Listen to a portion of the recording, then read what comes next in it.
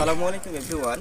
আমি পূর্বের ভিডিওতে বলেছিলাম যে সাম্বাম গাছের যে প্রস্তুত প্রণালী সেটা নিয়ে একটু কথা বলেছিলাম এবং সাম্বাম গাছ আমরা কিভাবে রোপণ করেছি সেই বিষয়টা আপনাদের দেখিয়েছিলাম।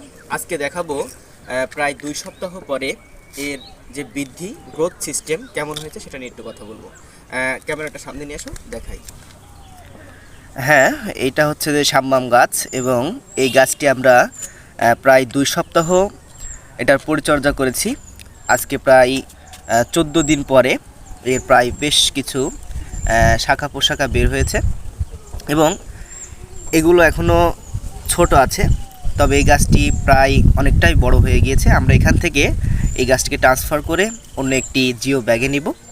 তো আজকে এই পর্যন্তই। নেক্সট ভিডিওতে এর বেশ কয়েকটি গুণাগুণ এবং এটা কিভাবে আরও দিন দিন বৃদ্ধি হচ্ছে সেটা নিয়ে একটু কথা বলবো।